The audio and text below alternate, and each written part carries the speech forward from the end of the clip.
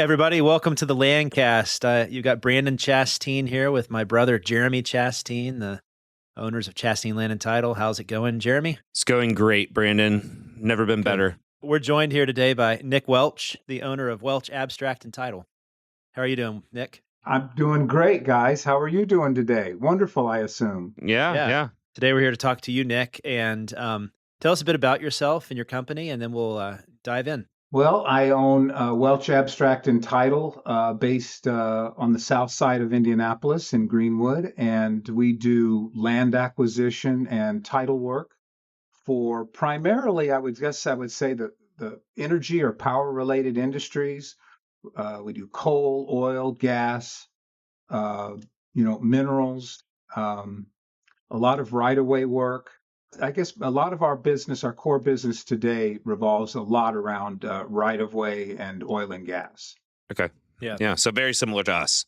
Yes. Yeah. Yes. Cool. And so I'm on your LinkedIn here, and it says you've been in the industry for 45 years. Yeah, I guess it's 47 this year. Oh, wow. 47 this year. 48 this fall. Yeah. Yeah. I started when I was 19. Wow. Okay. All right. Walk us through some of that. I want to hear some of that history. When I was 19 years old, I was selling insurance door to door, if you can believe that. I can't, when I think back on it. I worked for a company called Combined Insurance. You can imagine selling anything door to door, vacuum cleaners or pots and pans or Encyclopedia Britannica, which people may not even know about today. But this was selling insurance. And I can still remember my opening line was, I believe this will interest you also for only 39 cents a day.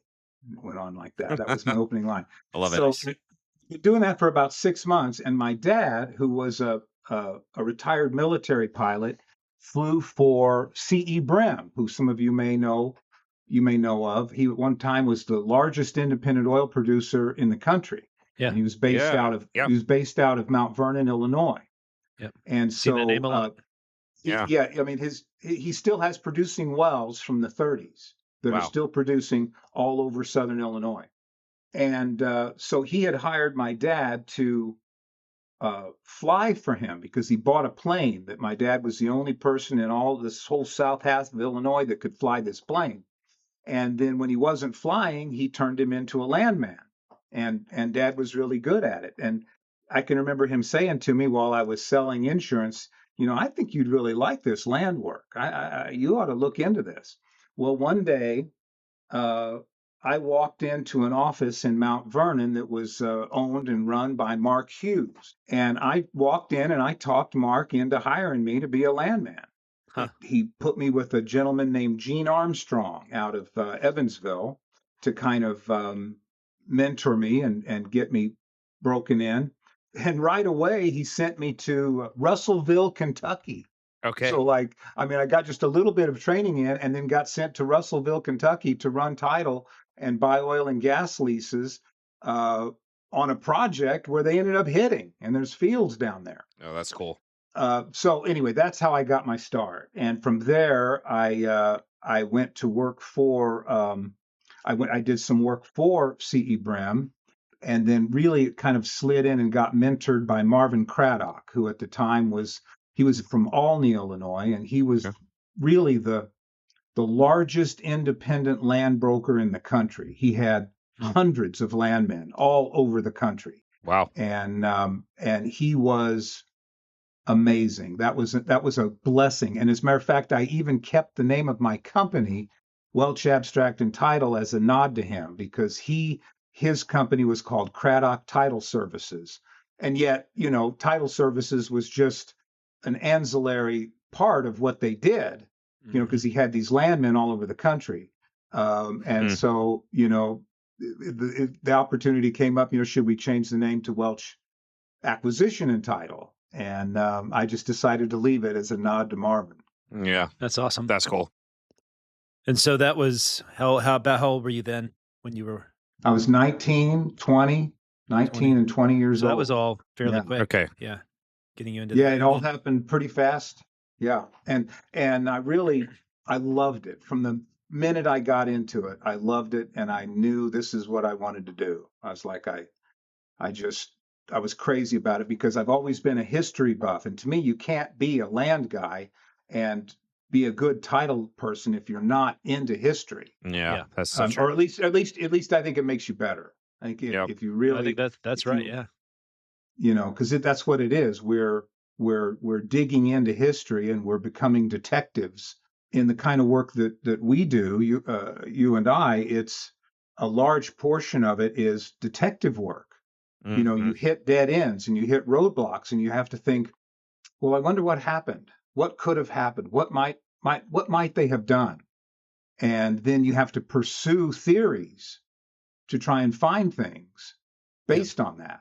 And the more you do it, the better you get at it, and the quicker you get to determining, oh, I bet this happened. And then you look there, and there it is. Absolutely. So yeah. All right. So that's when you're 20. So go forward. Like, I want to hear about like the journey from you becoming a landman to you going out on your own and starting your own business and Wow, things like that. was okay. Well, I worked independently for a few years and and traveled. I traveled a lot from the time I was 19. Let me see if I can just recall. I started off in 19, and so I worked in Illinois and Indiana and Kentucky. And then I went to Tennessee and Michigan and Virginia. Wow. And by the time I was 24, I had worked in all of those states. No, I'd also worked in Pennsylvania and Wisconsin and Minnesota. Wow. And I went to all these states and ran title and did acquisition work. And you know, it's one of those things. I think it's like whenever you're young and you get immersed in things like that, you can really, you know, you're young and your mind is pliable, and you can really, if you're into it, you can get good. And it was just all a blessing to me to so fast be hit with, you know, starting off in rectangular survey and then right away going into meets and bounds down in Kentucky, and then running in and then going to Pennsylvania, which is meets and bounds, and going to Tennessee, which is meets and bounds. Anyway, at some point in the middle of all of that, Mr. Brim died. And I was in Tennessee at the time, and my dad called up and he said, he no need to fly the plane anymore. And he said, I'm going to join your company. I had a little LLC, and it was called Land Leasing Enterprises. And my dad just called me up and said, I'm going to join your company. We're going to rename it Welch and Welch Land Leasing Enterprises. And I said, great. And so then we worked together. Again, a lot of traveling up until I guess it was 86, the crash of 86. Okay. You guys probably aren't old enough to remember any of this, right? I don't remember any of it, but I know enough about like the history of know oil about and gas it, to know like what you're talking about. When you talk about the crash of 86, I know of it. So shortly and briefly, in 1986, the OPEC decided they were going to crush us and crush our oil industry. So they dropped the price of oil at one point, at least for at least a day, down to $5 a barrel. Wow. And it kind of settled around 15, but that wasn't enough to produce it even in 1986. And so it literally crushed, I mean, just crushed the entire oil industry across the whole country. And I can remember Ronald Reagan was president, and there were people who pressured him and said, look, set a floor. The price of oil in the United States at the time, they wanted to make it $25 a barrel. Set the floor at $25 a barrel. The producers can keep producing, and he refused to do it because he said, no, by letting it go down to $5 or $15 a barrel, it's going to drop the gas prices down, and that's going to help the economy. Well, I knew at the time, and you can easily look back on it now, there was no trade. That trade-off didn't work because it wiped out, 2 million people in the oil industry were wiped out. So that was devastating. So at that point, I mean, we lost our business. and there was no work. And so I took a job. Well, not to get sidetracked too much, but my mom passed away in that same year, and my dad moved to California. And one day he asked me, "Will you drive your mom's car out?" So I hopped in the car, drove it out to California, spent the night in Albuquerque, New Mexico, with a buddy of mine, and as a lark, I loved it. I mean, have you ever been to Albuquerque or to New Mexico? Yeah. Been to Yeah. New Mexico. Yep. Yeah. Oh, it's gorgeous. It's beautiful. And if you're from here, you're like, I can't believe a place like this exists. Why am I not there? Yes. And I was in love with it. I had no job. I had nothing to do, no income. So I walked into a lawyer's title office in downtown Albuquerque and put in an application just as a lark, and then drove my car out to Dad in California. And while I was there, the guy called and he offered me a job. So I took it. And that was a cool side note. So I spent 2 years in Albuquerque, which was fascinating because I got to do some title work there I would never have been able to do. I can only imagine. Yeah. We can talk about that a little later Yeah, because it's that'd be awesome. fascinating. But and then from there, I ended up taking a job to do right-of-way work because that didn't pay very well, and I had a growing family, and I ended up with a job that brought me to Indiana to whenever we were installing. AT&T was installing the very first fiber optic network across the entire country. 24 fiber ribbons, which as soon as they fired up, instantly were all sold out, and they had they had to move up to 80 fiber ribbons. So that was how I came to Indiana, where I decided to stay, and I wasn't going to move my family around anymore after that.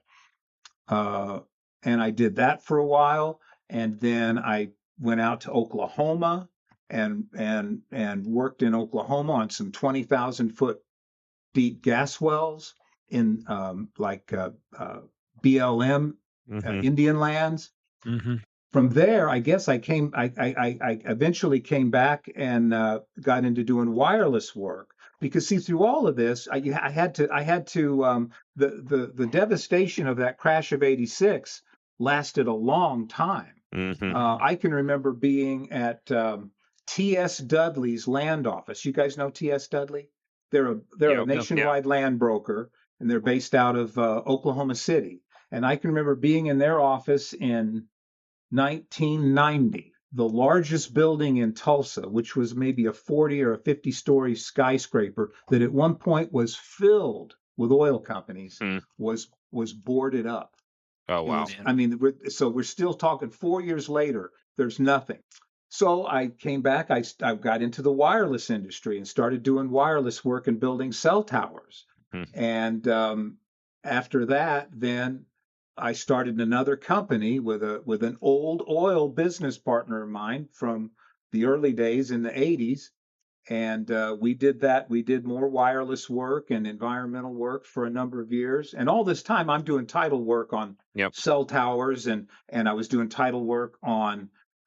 We would do environmental phase 1 site audits, and I would do title work on those, which is interesting because you have to search things there that you would never normally search. If you were because you're looking for chemicals that could have been dumped on the ground. So you're doing weird little searches for like calls into the fire department for a spill. Just bizarre things that you would never think to look at. And so then I guess from there, I kind of got weary from the I guess it was probably 2002. In 2002, I had reached a point where I was a regional manager for American Tower. And I was in charge of all of the vendors across 18 states. And I would get on a plane Monday morning and start flying and come back on Friday night. And I would just fly everywhere from here to Houston to Des Moines to Chicago. My region went from Ohio to the Dakotas and from Canada to the Gulf. That was the area I had. Wow. And after about 6 months of that, I was so burned out that I was like, I can't do this anymore. And I got offered a job to come off the road and take over and manage the commercial department at Chicago Title. Okay. And I thought, oh, this is great. It's right down my alley. It's right in my wheelhouse. And so I took that job, and that was fantastic. And I was there for about a year. And then 3 of us from that company left and spun off a new company called the Talon Group. And all this time we're doing heavy commercial title work. So, for example, at Chicago Title, we did the Circle Center Mall in downtown Indianapolis, which was involved. You can imagine we're doing title work on buildings and we're going to blow out, and they're going to blow up buildings that have been there since the 1800s. And so we're doing like patent searches on all of this, and we did the title work on the Arts Garden. I think it's actually closed now, but if you're in downtown Indianapolis at the corner of Washington and Illinois, there's a glass and stainless steel atrium that goes over the street, and they have concerts in it. So that was cool, because then we had to do like 3-dimensional title work on air rights. It was fascinating. And that was where I learned how to do, condominium titles. If you've ever done work on condominiums, that's fascinating, because you're essentially doing 3-dimensional, 3-dimensional areas for units that are, in theory, they're just stuck in the air. I mean, they're not, because there's structure there, but if you think about it that way, that's what it is. And so I did that, and that was all very successful, and I had a wonderful time doing it, and I loved it. And then we came to another crash in '88, and everything in the title business, I think we lost 50% of the title companies in the country in the crash of '88. So Talon shut down, everybody shut down, and I had opportunities to go take other positions, but I didn't like the way it looked. I thought, I don't see this. I don't know. I don't like this. And my old partner, the same one that I'd had with 2 other companies, just that summer had been calling me and saying, I got some oil and gas projects over in Illinois. Let's go drill some oil wells. And you guys, I'm sure once if you've ever gotten into the oil patch and you're doing title work and you're doing mineral work and you're drilling oil wells, it's addicting. It's just addicting. It's hard to stay in, because it's a boom or bust, feast or famine industry. Absolutely. And that kills most people, which is why I had to keep adapting just to keep feeding my family. But I said, you know what? I'm going to do it. So at that point, I went back out on my own and formed Welch Abstract Title, and I just started doing oil and gas projects, and did that for 4 or 5 years with him. And then I got a contract to do coal work down in Southern Illinois, which I'd always wanted to do. Have you ever done any coal work? Yeah. Oh, yeah. Like where you're actually doing it for, the mine it's fascinating. I loved it. Just loved it. Yeah. And then from there, I transitioned to bringing on more right-of-way clients. And I really primarily do right-of-way work, and have for the last probably 11 years. Has been right-of-way work has been the primary focus, probably 80% of our business. So sorry, I hope that wasn't too long. You're welcome to edit any of that out that you want. That's incredibly fascinating. Awesome. I love it. I mean, all sorts of ways we could go there. I mean, you said you've done a huge variety of things. You kind of are a stand-in for the show. Like, there's so many things that you can do in this industry. Well, cell towers. I always tell my kids that, I'm like old Reliable in The Lady and the Tramp, because they hear my stories over and over again. Yeah. And I'm like, it's, but you acquire all this information, and I call it useless information. I mean, you and I don't think it's useless, but if there's nobody to tell about it who might find it interesting, it just goes away, at some point. And that's a shame, because there's some really cool stuff out there that's buried in courthouses. I mean, it's where all the cool stuff is. That's right. And I mean, I would love to dig into some of that with you. Well, fire away. Quick question. You said you did some stuff on BLM lands, right? Is that what you said? Yes.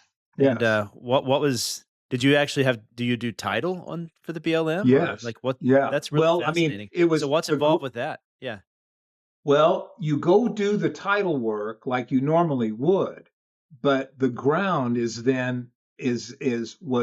BLM land, and so if you want to acquire any leases, then you have to go through the BLM to try and put the leases together, and that's kind of painful. I mean, anytime you're dealing with a government agency, it's painful. Yep. So, but the title work, I had somebody post something on LinkedIn from Oklahoma a while back, and they were showing a map of the state with the sections laid out there, and I looked at it and I said, I've worked in those two areas, and they're kind of off. I didn't think of it to pull the map up, and but they're kind of off of where the normal area was. We were east of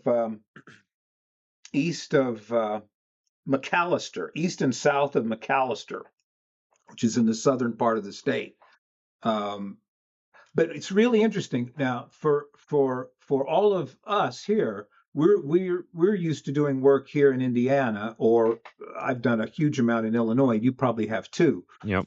Where we have rectangular survey, but it's meets and bounds. I mean, excuse me, it's grantor grantee is what I'm trying to say. Yep. It's rectangular survey, but it's grantor grantee. There are very few tract indexes anywhere. Mm-hmm. In Illinois, there's Macon County and there's Christian County that have tract indexes. But everything in the southern part of the state down here where we are, it's all grantor grantee. Well, the work out in Oklahoma, it's all tract indexes, and it's like walking into the abstractor's office. Yeah, that's amazing. I mean, so I went out there and I was walked in there, and I mean, it's everything set up, section, quarter, and then quarter underneath it, and you just run down it. That's awesome. And the running, it's a piece of cake. Where it's difficult is that there's an extraordinary amount of activity. Mm-hmm. And as we've got it here, in some instances, they write all of the assignments on the pages. Mm-hmm. So you've got an oil and gas lease from 1940, and they scribble in the margins and between the lettering all of the assignments and the pooling agreements and so you have to. What I did was I went in there and I shot copies of them all, and then I could go back to the hotel and I could mark them to make, because you don't want to miss one. I mean, that's see. I see, Brandon. You took a big breath in, because that's the terror that we all live in. We live in you don't terror. want to miss. No, it's the terror of the title guy, is you're gonna miss something. Yeah. And so I would go back and then I would highlight them, and I would mark on there, and like which ones I had. And this was 1980. It was 89 and 90. And so I didn't have a laptop. Mm-hmm. And we wrote this all out by hand. We had hotels that we just leased for a month at a time, or rented for a month at a time. And I had a folding table that was in there, and I had like a folding chair, and with it all covered with papers. And I wrote so much that after, like, I don't know, I guess it was probably 4 or 5 months of writing by hand, I actually got carpal tunnel. Yeah. And I couldn't write anymore. And I was like, okay, that finishes my job if I can't write anymore. And thanks be to God, when I was a kid, I was ambidextrous. and I kind of shifted toward, well, I batted left-handed, Yep. and I did other things right-handed, and I thought, I wonder if I can just put the pencil into my left hand, and I did, and for a month I wrote left-handed while I let my right hand heal. That's amazing. And but that's so the hard part wasn't running it. The hard part was sifting through the assignments and then going back, and then you end up on one page. You might have 40 assignments. Yeah. And then you've got to take those back into the courthouse, pull copies of all of them off. I mean, the whole time you're building your abstract, and pull copies of all of those off, and then put them all together, and it's all got to come up to 1/1. That's right. So this makes you use your math. We weren't using Excel. There's no Excel spreadsheets. I mean, you're doing your conversions to like fractions, and then physically adding them up on a piece of paper on a yellow notepad. Wow. So anyway, so the work was much more intense back before technology helped out. Oh, well, I'm sure. I mean, you don't turn down technology now, right? It's useful and helpful, and love Excel. yeah. But there's something to it. Like when we have new field guys, it's good. It's a good exercise for them to learn. Like, can I actually add the fractions? Do I understand the decimals? And can I split out the quarters and figure out where I am? And or when you take them for the first time and they see like what you're talking about, you have your oil and gas lease, and then they'll have like taped onto that oil and gas lease little sheets of paper with all the assignments. And so like you're flipping that paper over. It's like, I got to get all these, and I've got to actually track all these interests. And you're like, and not only that, you actually have to make sure you have it all too, right? And you got to understand what you're doing. Yeah. You can't just, that's for us, some similar stories with us is like crashes always force you to kind of think through what you're doing and how to fine tune your process and who you are and your business. And so like when the oil and gas crash happened in 15, is that about when it was? 2015? Yeah. Maybe a little bit earlier, but 14. Yeah, we were doing a lot of oil and gas stuff then, and then we kind of swerved and did some work in commercial work as well, and found out that that was a viable option, diversified into that. But there is a whole lot of things out there that people don't even realize with this industry. Yeah. But also the process of a landman, like that stuff that you did, writing by hand, all the assignments, doing the math, that really makes you, that's like what separates two different class, like, I don't want to say class, but types of abstractor, right? Mm-hmm. There are the abstractors who are used to like just they do the residential work, and that's one type of it, and that's really important as well. But then there's the landman that had to dive in deep into these difficult, complicated things, and it's, I think it's a good finishing school for sure. Oh yeah, that's a good way to put it. Yeah, it sure is. Yes, it is. And it also it's funny because then, when I got into doing the commercial work, there's a lot, like you're talking, there's a lot of people, especially the residential people. The residential people are terrified of doing commercial work.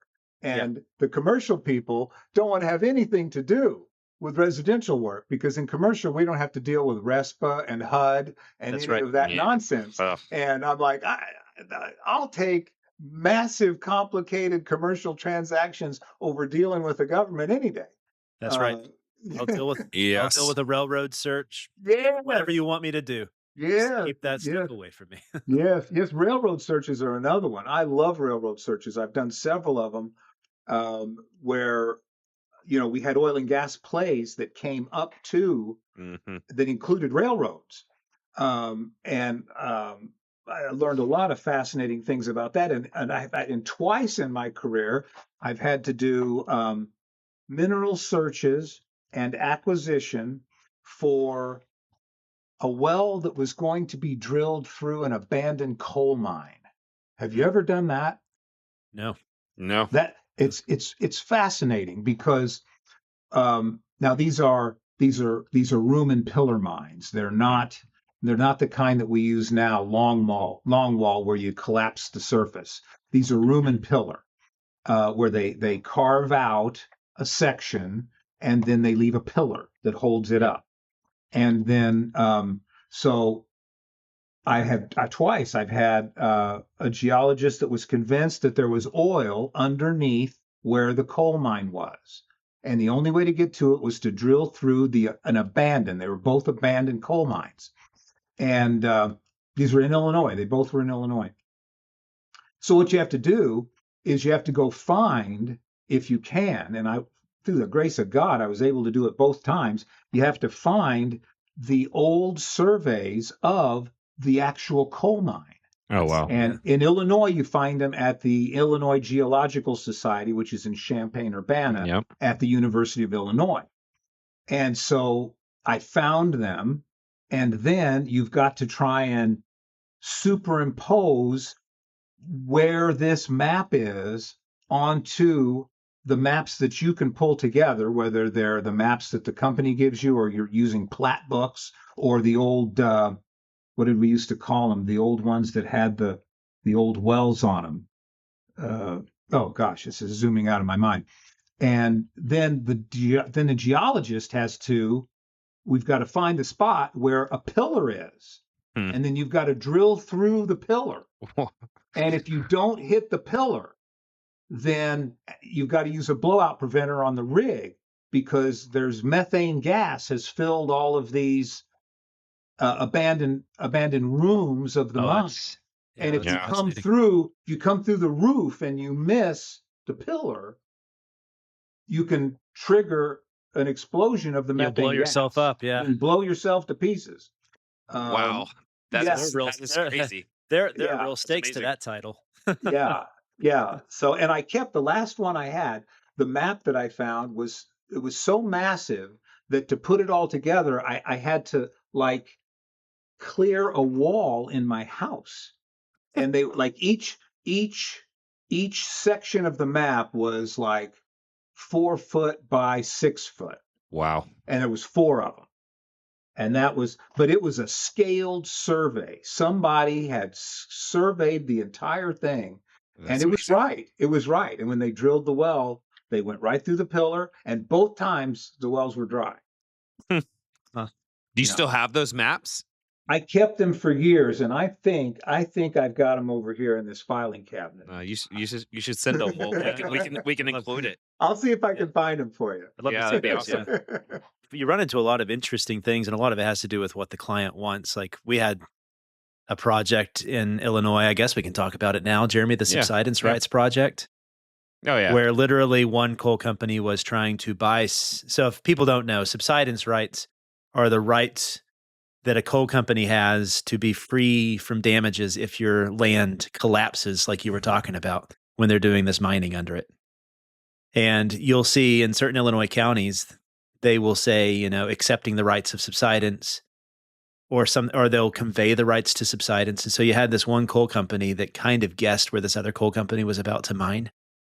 And so they were going through and they were buying up from these people who still had the rights to subsidence, these rights, so that they could then go and they could tell the other coal company, no, we own the rights to subsidence. You can't mine here because we don't give you permission to subside the land.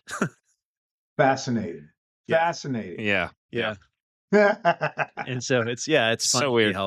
And that was before we had started Chastain Land. That's when we were working. Yeah, that was actually right before we started Chastain Land. Yeah. So somebody thought of that. Somebody thought of that a while back. Yeah. Yep. So that's the history of your company. That's kind of what got you into it, got you involved with everything. Does your son work for you now, or is he in the industry? Yes. My son Stephen joined the company. I started training him about 2.5 years ago. Okay. And God bless him, he worked for like 1.5 years with very little pay, just what I could, pay him a little bit at a time. And he worked with me day in and day out. And I finally, like last November, I think, turned him loose, and he has just taken to it like a duck to water. So yeah, I've got to teach him on the title side. We've gone over to Illinois and run some oil and gas records, and awesome. And he took to that, and but he's been doing a lot of acquisition. And one of my clients decided that that they really liked him. And so they've just been shoveling him work. So I thought I was going to get some help with some of my stuff because I've got a lot of work. But Yeah. now they've buried him. So I'm kind of back on my own. Yeah, no, that's been a great blessing. A lot of fun. Yeah, that's Yeah, awesome. I've got boys and they're getting old. Some of them are getting up to the age where they're starting to think about what they want to do. And I want to be surprised if some of them end up in the land industry. Yeah, But you, Well, absolutely. I hope they do. I hope they do because it's kind of funny. My son Stephen, he is my youngest son and my third youngest child, and he just is the last one that I would have thought would have ever decided to do this. I Hmm. mean, he's he, and but he probably also because of his temperament, he's none of the other ones probably could have done it as well as he is because he's very laid back and he's got a good temperament for it. Yeah. yeah. You've got to have the right kind of temperament to do land title, any of that kind of work. You've got to just Yeah. have the right temperament for it. And What would you say that temperament is? Like if um, anybody's listening wants to think they might get into this industry. I think you have to have an extraordinary amount of patience um, for running title. You have to have patience. And for running title, you also have to have, like I said before, I think a love of history and a very inquisitive mind, and perhaps maybe even a mind that likes puzzles, because that's a lot of what we're doing is we're trying to put together puzzles of what's missing. I think those kind of things really are what's kind of at the root of it. And with the acquisition side, I think you have to be be able to be a little laid back and not be terribly high strung about it because you can, Stevie went to a meeting this morning and an attorney and two landowners and and he's 26 and he's just this is going on his third year of working and they wanted to eat him alive. But he handled it well. I told him before you go, just take it all in stride, write notes, tell them you'll check with the client and get back with them if it all turns to a disaster. Yeah. Yep. And what you're talking about there too is like that idea of what the traditional landman was. They were both of those things. They Yes. would go and they would do the title and then they would go and do the acquisitions. Like there's a strong pretty bifurcation between the two now. Yes. But traditionally that they were the same person, right? It is what it always was for me. And I can remember along the way, as I would, take contracts here or there, people would say, well, what do you do or what do you want to do? And acquisition or title, I said both. Yeah. Both. I want to do both. Yeah. Yep. I always like the thought that I'm going into the courthouse and I'm looking up the records. And then now I know that property. I know where those people came into the title to their land. I know that, this family got it from their mom and dad or their grandma and grandpa. And I know all of that. So I kind of have a relation. I've got a little relationship with them, even though I haven't met them. Yeah. And I think that makes you a better acquisition agent. If you have, it's just an advantage. You've got something else to connect with your landowner with. Yeah, absolutely. Yeah, and for you, this was a industry and I think it's similar to us. We didn't have any landmen in our past. We the job found us because the natural gas boom happened in Texas, right? And so in the Barnett Shale, when a friend got involved, told us about it, and the rest is history. Some people we talked to, they had a long history. Their family had been in the industry, and their grandfather and their great grandfather had all been in the industry. But it doesn't sound like it was that way for you. No, not at all. Like I said, whether you want to say it found me, or I guess that's really a good way of saying it. And I just didn't want to ever let go of it. I just loved it. Now, are you originally from Texas? We are. Yeah, both grew up in Okay. Texas. Can I tell you Texas. an interesting story about the Please. original East Texas oil field? Yeah, please do. Let's hear some stories. Grew up in Mount Vernon, Illinois, where I lived with my mom and dad, and we had a neighbor next to us whose name was Theodore Ted Glass. And Mr. Glass, we lived in that house 16 years, and as best we could tell, Mr. Glass never worked. He he he wasn't that old, but it just seemed like he didn't work. And he had his wife lived there, and I think his kids were grown. And so he might have been, we moved in 50, 45, 50. And but he never really seemed to work. And they were always traveling across all over the world, sailing, going to Greece, Italy. They were gone most of the time, traveling the world. Well, it wasn't until later that we found out that Ted Glass, our neighbor, was one of the original geologists that was on the plane when they first started hitting those fields in East Texas, and he had overrides on all of it. Oh, It's how he got paid. So he had, I had no idea how much money he had. I know when my mom died, he walked over to my dad with an envelope with $10,000 in it, and it said, "Jim, do you need some money?"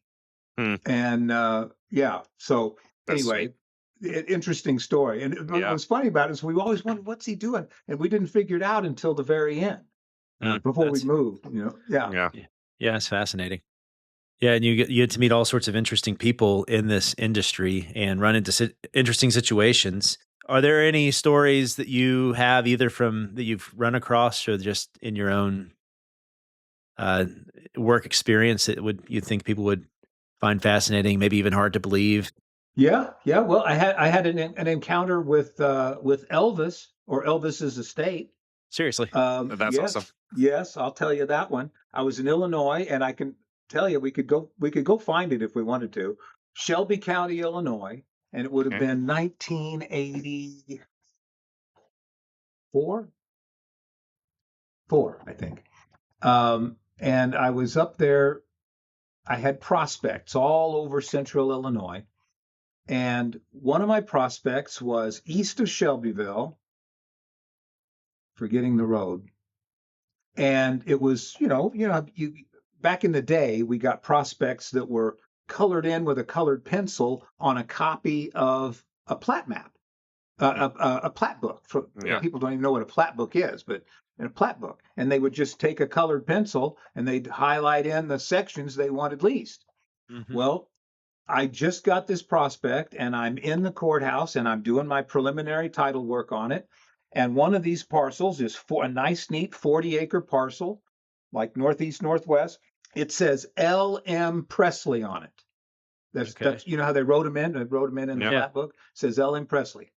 And so I walked over to the little old lady in the recorder's office, of which there used to always be one, and I knew there because I've been in there running title for a long time. And I said, wouldn't this be funny if that was Lisa Marie Presley? And she said, it is. And I said, really? And she said, yes. And she knew the whole story. She said, that guy, old so-and-so, I can't remember his name, owned that 40 acres. And he was a single bachelor, and everybody thought he was kind of crazy. He was very eccentric, and he got to be buddies with Elvis. And he would go down a couple of times a year to Graceland and stay with him and hang out with him and just stay at the house. And he left that land to Elvis when he died. And she said, if you go run the title, you'll find it. So by golly, I did. I start searching it. I run it back. I find the guy's estate. I find his will. I kept a copy of it for years, where he left everything to Elvis. And if Elvis predeceased him, which he did, then it went to Lisa Marie. Now I'm sitting on this abstract or this little mini abstract, and I'm like, what am I going to do? How on earth am I ever, this is, people out there don't know, you couldn't get a hold of anybody like, back in these days. Everything's on the internet now. There was nothing. I can remember we didn't even have hotel rooms. The hotel rooms just had 2 double beds with a little bureau between them with a light and a telephone, and there was no desk to even work at. So that not even a desk. You had to bring in a folding table or something if you wanted to work. So I can remember I was staying at Thelma Keller's Ramada Inn in Effingham, Illinois. I went back to the hotel, thought, I don't know what to do but to call Graceland. So I sat on the edge of the bed because I've got no place to work, and I pick up the phone and I call information. Yeah, there's a number for Graceland. I call Graceland. This wonderful sounding, jolly sounding lady answers the phone. And I said, ma'am, I tell her who I am. This is Nick Welch calling from Effingham, Illinois. And I said, I've got a story to tell you. And I said, it's going to be crazy, but it's really true. And so I tell her the story. And I say, I'm in Effingham. I'm doing title work to drill an oil and gas well. I've run across this land that this crazy old guy left to Elvis. And it looks like it's Lisa Marie's now. And by the time I finish telling the story, she is laughing so hard, I think she's going to fall out of her chair. And she comes up for air from laughing and she says, well, you need Lisa Marie Presley. You need Lisa Marie's attorney in Beverly Hills. And I go, yes, that's exactly what I need. And she says, well, hold on a minute. And she gives me his name and phone number. So I think, okay, I guess I'll just call him. So I picked up the phone and I call this guy. I get him on the phone. I tell him the same thing. I said, I got a crazy story to tell you. And he's kind of chuckling, but I can tell he's thinking. And I finished my story and he says, who's paying the taxes on it? And I said, good question. I said, it looks to me like they're going to some office in New York. And I said, I'm assuming somebody is just getting the bill and paying it. And he said, that's got to be what's happening because I don't know anything about it. So that's funny. Yeah. So he said, can you send me all these paperwork? I said, sure. So I shipped off copies to him. And then right after that, they canceled the prospect. So we never finished it. Oh, but, that's just. So you never figured out who's paying her taxes either. No, I never did figure out how the taxes were getting paid, but I'm reasonably convinced that somehow or another it was just getting sent somewhere and somebody got a checkbook and they're just paying it, you know? Yeah. That's awesome. Yeah. That's really cool. Like you said, part of what gets you into this is the love of the history of the land, right? So yes. When we talk to people, we're telling the story of land, and you come across all these fascinating stories, like brothers having standoffs. So what county was it, Jeremy? Was that Jasper County, maybe Illinois? Maybe. Where one of the brothers he decided he didn't like the way that the inheritance was shaking out. So he just took a shotgun and sat in the little schoolhouse that was on their family property. Like all these little properties out in rural Illinois would have like an acre set aside for school grounds or something like that, right? Section 16. Yeah. So he just sat there. He just sat and would not leave. And like there was this whole file about the sheriffs going to the house, trying to get him to leave this schoolhouse. And it was, you've run across all these things. And then Lincoln's boyhood home, the deed for that is down in Spencer, Indiana. You find it. Yes. Do you have a copy of it? Have you guys gone down there and gotten it? Yeah, we have a copy. Yeah. You can drive out there. You can drive out there to the parcel. Yeah. You can actually go out there to it. We have not done that. Yes. That's okay. Yes. And then up in Chicago, they say that you can find Al Capone's name in there somewhere, but we haven't done that. Wow. Yeah. That's pretty. That's a great story. I have not heard anything like that. That's pretty cool. That is really cool. The Landcast is a production of Chastain Land and Title. For uncompromising accuracy and land work across oil and gas, commercial, telecom, energy, and more, check us out at chastainland.com. If you enjoyed this conversation, please leave us a review and subscribe on YouTube, Spotify, Apple, or wherever you get your podcasts. And join us each week as we keep telling the stories of the land industry.